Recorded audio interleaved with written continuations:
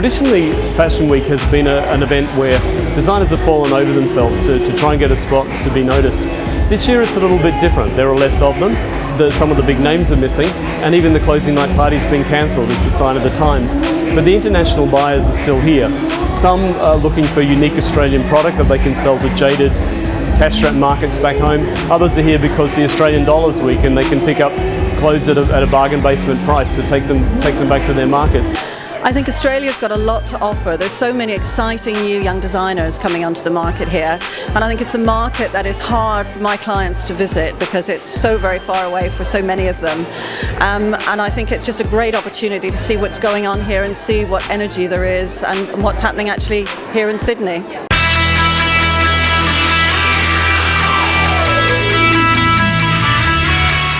Why did you decide to come to Sydney this year? Because I really want my store to stand out right now. With the economy the way it is in the US, we really have to be amazing at what we're doing.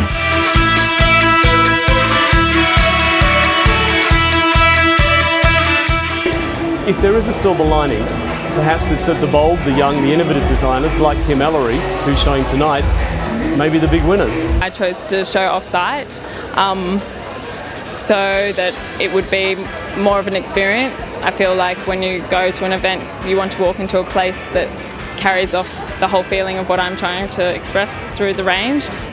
The growth will come from expansion into other markets, other countries, and bigger stores that can place bigger orders. So it will be interesting to see what the existing clients buy, but I just hope that the growth will come from finding new clients to stock the label.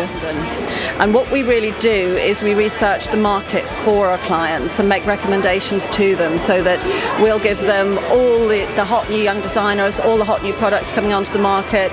We'll give them a taste of what's happening at retail in the markets that we're reviewing for them, and generally keep them up to speed. And that's really very, very important to them, especially now when their travel budgets are being pared back and cut and they're not able to travel quite as much as they would be. So our information is really kind of worth its weight in gold to them.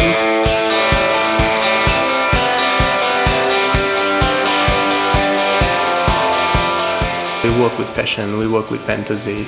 We don't necessarily live in the reality when we're designing, but when you're actually designing, you're completely out of that. So how tough is the fashion business globally at the moment? Whoa, bad.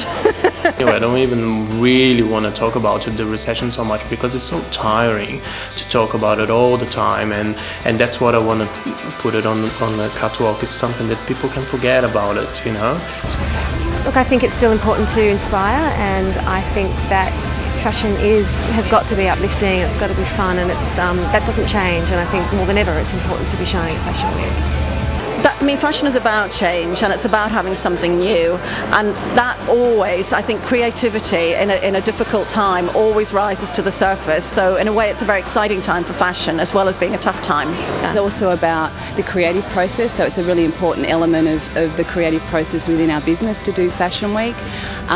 It generates interest in fashion, so our retail stores, they feel a reaction to it.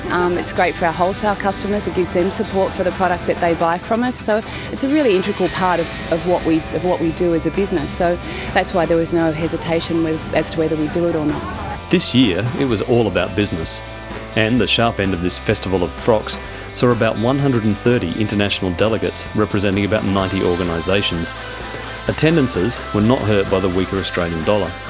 But as the champagne flowed and the high heels and sharp skirts tottered past, buyers were showing cautious optimism while designers were optimistic but nervous.